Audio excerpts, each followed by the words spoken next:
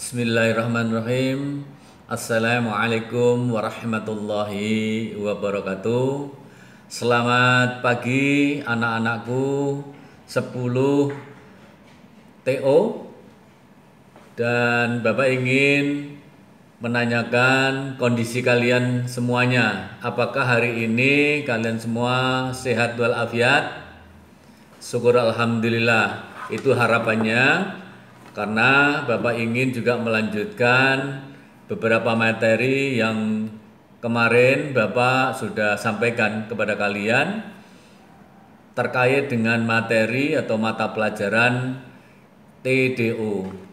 Maka pada hari ini Bapak ingin menyampaikan atau melanjutkan pembelajaran yang kemarin yang terkait dengan hidrolik dan pneumatik. Dan juga kemarin Bapak juga sudah jelaskan apakah keuntungan dan kerugian dari pneumatik maupun hidrolik tersebut.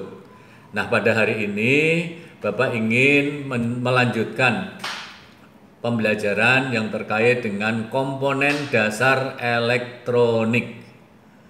Nah, komponen dasar elektronik tersebut itu yang pertama yaitu mengenal komponen-komponen elektronika. Adapun yang kedua tentunya juga harus mengenal komponen-komponen elektronika aktif. Adapun untuk yang ketiga harus mengenal komponen-komponen elektronika pasif. Baik, Bapak minta kalian semua mendengarkan dan menyimak apa yang Bapak sampaikan. Untuk berikutnya adalah komponen dasar elektronik. Sebelumnya Bapak juga membahas yang terkait dengan elektronik aktif maupun tidak aktif. Tetapi Bapak ingin menjelaskan komponen dasar elektronik, mohon disimak. Sebelum kita bahas lebih lanjut tentang komponen-komponen elektronika dalam pelajaran dasar listrik dan elektronika, ada baiknya kita mengetahui lebih dahulu apa sih yang dimaksud dengan elektronik dan apa perbedaannya dengan listrik yang telah kita ketahui sebelumnya. Teknik elektronik mengacu kepada cabang ilmu pengetahuan tentang proses listrik yang mengalir melalui ruang hampa atau gas dan melalui bahan semikonduktor. Sedangkan teknik listrik membahas tentang proses arus listrik yang mengalir melalui bahan-bahan penghantar padat, misalnya logam dan bahan cairan, misalnya elektrolit. Komponen elektrolit dan juga elektromekanik yang digunakan dalam sirkuit elektronik dan sumber daya listrik dibedakan menjadi komponen aktif dan komponen pasif. Perbedaan sebagai komponen aktif dan komponen pasif ini tidak selalu pasif karena tidak ada definisi yang bersifat mengikat. Contoh, komponen LDR disebut komponen pasif karena LDR tidak dapat memperkuat signal dan tidak dapat membangkitkan signal. Tetapi dalam rangkaian yang terhubung seri dengan sumber tegangan dan pemakai, maka LDR akan memberikan perubahan arus ketika intensitas cahaya yang diterima berubah. Dalam kondisi ini, maka LDR berfungsi sebagai komponen aktif. Baik, Bapak juga minta kepada kalian semua untuk menyimak dan mendengarkan untuk berikutnya. Bapak ingin jelaskan bahwa komponen elektronik yang termasuk komponen aktif misalnya, ini ada contoh ini. Jadi kalian harus simak benar-benar ini. Contohnya adalah yang pertama itu solar cell. Yang kedua ada yang disebut dengan transistor. Adapun yang ketiga ada triristor. Yang berikut ada tabung elektron. Yang terakhir ada diode. Komponen-komponen elektronik yang termasuk komponen-komponen pasif itu adalah misalnya ada resistor, ada kapasitor, ada indikator, ada transformator, ada relay, ada skaklar, dan konektor.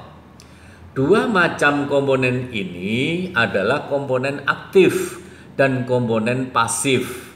Dua macam komponen elektronika yang akan kita pelajari dalam dasar elektronika ini selalu ada dalam setiap rangkaian elektronika.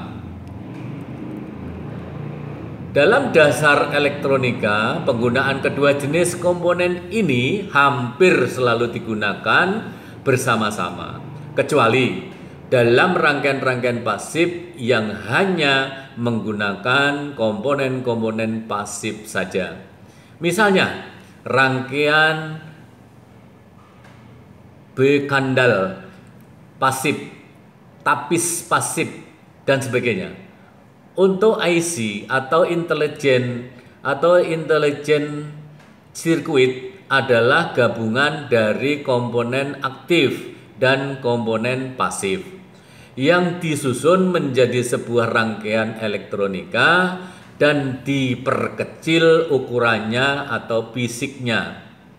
Perbedaan komponen pasif dan aktif adalah pada komponen pasif tidak mengubah bentuk gelombang sinyal AC yang diberikan kepadanya, sedangkan komponen aktif dapat mengarahkan, menguatkan, dan mengubah bentuk gelombang sinyal AC yang diberikan kepadanya. Baik, Bapak lanjutkan yang terkait dengan komponen pasif. Komponen pasif ini yang tadi Bapak sudah singgung, ada resistor tetap. Nah, Bapak juga ingin menjelaskan resistor. Kalian simak sebaik-baiknya. Yang termasuk komponen pasif adalah resistor, kapasitor, dan induktor. Adapun resistor disebut juga dengan tahanan atau hambatan, berfungsi untuk menghambat arus listrik yang melewatinya. Satuan harga resistor adalah ohm. 1 mega ohm itu sama dengan 1000 kilo ohm, sama dengan 10 pangkat 6 ohm. Adapun resistor terbagi menjadi dua macam, yaitu resistor tetap. Adapun resistor tetap yaitu resistor yang nilai hambatannya relatif tetap. Biasanya terbuat dari karbon, kawat atau paduan logam. Nilainya hambatannya ditentukan oleh tebalnya dan panjangnya lintasan karbon. Panjang lintasan karbon tergantung dari kisarnya alur yang berbentuk spiral. Adapun resistor memiliki batas kemampuan daya, misalnya 1:16 watt atau 1/8 watt atau 1/4 watt atau setengah watt dan sebagainya. Artinya resistor hanya dapat dioperasikan dengan daya maksimal sesuai dengan kemampuan dayanya.